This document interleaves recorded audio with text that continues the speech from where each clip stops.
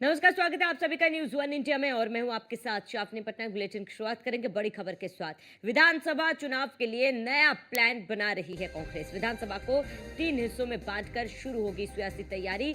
प्रथम वरीयता में 200, दूसरी में 150 सीट रखी जाएगी और सीट का चयन करने के पहले कई कार्यक्रम होंगे शुरू। प्रदेश स्तरीय नेताओं को भी दी जाएगी जिम्मेदारी। ये बड़ी खबर आपको इस वक्त की बता रहे हैं, जहां प्रथम वरीयता में 200, दूसरी में 150 सीट दी जाएगी। सीट का चयन करने के पहले कई कार्यक्रम भी शामिल होंगे।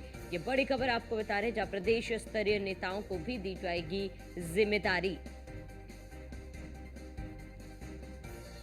अधिक जानकारी के लिए संवाददाता एसके बाजपेयी हमारे साथ जुड़ चुके हैं। एसके बाजपेयी, क्या कुछ पूरी जानकारी, क्योंकि विधानसभा चुनाव से पहले सभी पार्टी एक्शन मोड में, खासतौर पर कांग्रेस प्लान बनाना शुरू कर चुकी है।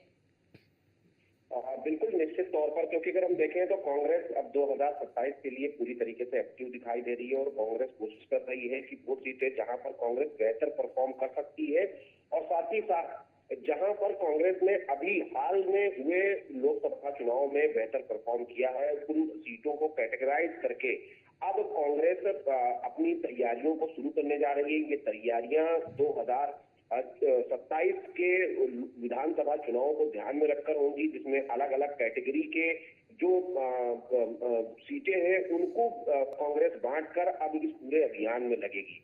हालांकि इस अभियान के दौरान कांग्रेस की कोशिश यही होगी कि जो भी कांग्रेस की ऐसी सीटें हैं जहां सबसे मजबूत स्थिति में कांग्रेस है, वहां पर पहले चरण में करीब 150 सीटें ली जाएं, उसके बाद दूसरे चरण में बाकी बची हुई सीटें और तीसरे चरण में 403 विधानसभाओं की बची हुई सीटों पर कांग्रेस मंथन करने जा रही है, जिसमें पूरे प्रदेश भर में कांग्रेस कार्यक्रम करेगी। उत्तर प्रदेश कांग्रेस के प्रदेश स्तर के जो पदाधिकारी होंगे उनको भी इस संबंध में जिम्मेदारी दी जाएगी और वो इस पूरे मामले को लेकर कहीं न कहीं जो चीजें हैं वो अपनी बढ़ाते हुए नजर आएंगे और कोशिश भी करेंगे कि कांग्रेस जिन अभियान को लेकर, जिस रणनीति को लेकर आगे बढ़ रही है, उसको इन सभी सीटों पर इम्प्लीमेंट किया जाए। बिल्कुल एसके बाजपेयी, आप कहीं ना कहीं कांग्रेस जो है, जिस तरीके से चुनावी नतीजे आप हम देखें कि लोकसभा चुनाव में सामने आए थे, कहीं ना कहीं जो खोई हुई जमीन एक तरफ से कहा जाए कि कांग्रेस को मिली थी, लेकिन उपचुनाव में आप कांग्रेस ने बैकआउट किया था। काफी सोच समझ के कांग्रेस ने बैकआउट किया था। जाहिर सी बात है, विधानसभा चुनाव में कांग्रेस गठबंधन में तो है, लेकिन इस बार कोई भी रिस्क खुद कांग्रेस अपने लिए लेना नहीं चाहेगी।